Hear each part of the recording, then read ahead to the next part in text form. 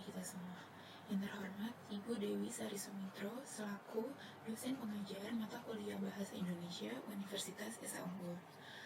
Pertama-tama perkenalkan, nama saya Yustri Nabila Harsu dari Fakultas Fisioterapi, Program Studi Fisioterapi dengan nomor induk mahasiswa 2020606079 KJ 022 Bahasa Indonesia Universitas Esa Unggul.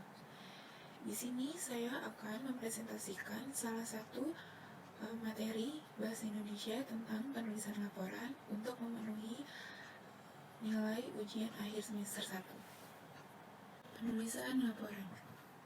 Di sini saya akan membahas pengertian laporan, tujuan laporan, fungsi laporan, jenis laporan, sistematika laporan, langkah-langkah menulis laporan, dan yang terakhir adalah pokok bagian laporan. Yang pertama adalah pengertian laporan. Laporan adalah suatu bentuk informasi yang diberikan oleh seseorang untuk mempertanggungjawabkan sesuatu atau sebuah kegiatan yang telah diamati, diteliti, dan diobservasi yang disampaikan atau dilaporkan kepada pihak lain atau suatu badan yang berkepentingan. Di sini banyak ahli seperti Keraf, Dalman, Sutarni, dan Soekardi yang mengemukakan arti laporan menurut mereka sendiri.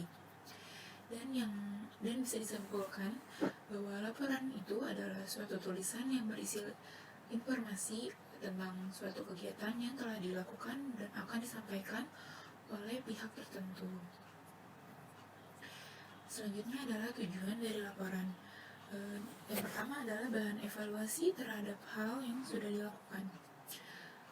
Artinya, dengan adanya laporan tersebut, pihak yang meminta laporan kegiatan tersebut bisa mengetahui dan mengevaluasi kegiatan yang sudah dilakukan.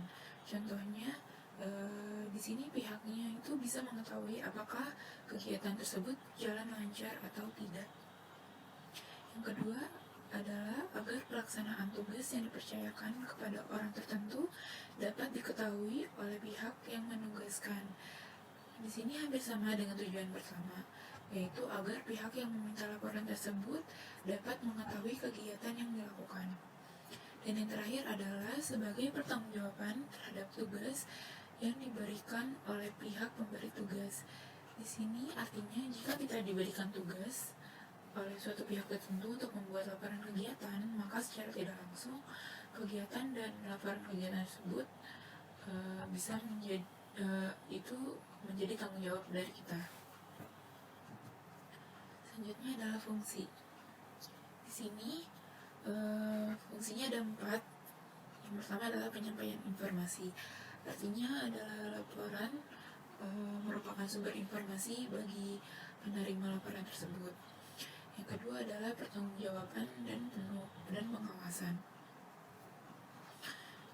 Di sini artinya sejalan dengan tujuan ketiga, artinya laporan menjadi tanggung jawab seseorang kepada atasannya yang memberi tugas laporan tersebut. Yang ketiga adalah bahan pengambil keputusan. Di sini maksudnya dengan laporan tersebut seseorang bisa mengambil suatu keputusan berdasarkan data dan informasi melalui laporan kegiatan tersebut. Yang keempat adalah alat pembina kerjasama antara atasan dan bawahannya dalam membuat laporan kegiatan tersebut. Selanjutnya adalah jenis. Di sini berdasarkan 2 ahli. Yang pertama adalah Keraf, yaitu beliau menggolongkan 7 jenis laporan berdasarkan kepentingan perusahaan dan pendidikan. Yang pertama adalah laporan berbentuk formulir isian, laporan berbentuk surat, laporan berbentuk memorandum, laporan perkembangan dan keadaan, laporan berkala, laporan laboratoris, dan yang terakhir adalah laporan formal dan semi formal. Sedangkan Widya Martaya menggolongkan 3 jenis laporan berdasarkan tujuan, waktu, dan gaya penulisan.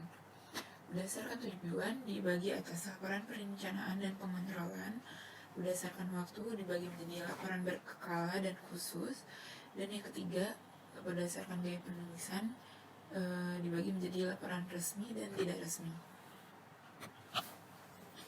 Selanjutnya adalah sistematika. dibagi 3 menjadi definisi umum, deskripsi bagian, dan deskripsi manfaat. Di sini definisi umum berisi tentang pengertian tentang sesuatu yang akan dibahas, atau bisa kita bilang adalah pembukaan dari laporan tersebut. Lalu selanjutnya adalah deskripsi bagian. Di sini berisi isi dan hasil kegiatan tersebut. Lalu ada deskripsi manfaat. Deskripsi manfaat di sini berisi manfaat dan penutup. Secara khusus sistematika tersebut berisi halaman judul, surat penyerahan, daftar isi, ikhtisar atau abstrak, pendahuluan, isi laporan, kesimpulan, saran, appendix, dan bibliografi. Lalu selanjutnya ada langkah-langkah. Pertama, kita menentukan topik laporan. Kita menentukan apa yang akan dibahas di laporan tersebut.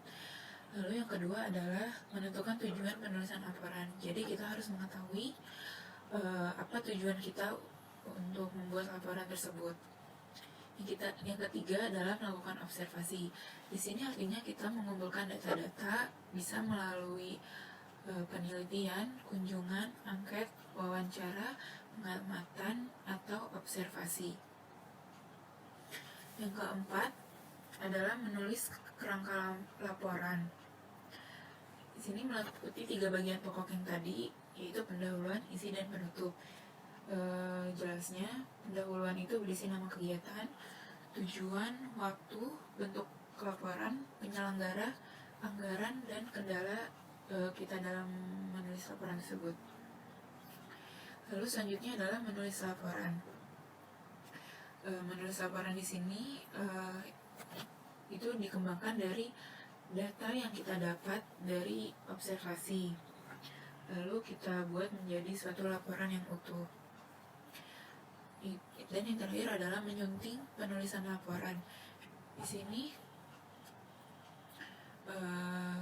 artinya kita memperhatikan kebenaran struktur, ejaan, dan tanda baca, lalu kemudian kita buat menjadi suatu laporan yang utuh sesuai dengan kaidah bahasa Indonesia yang baik dan benar.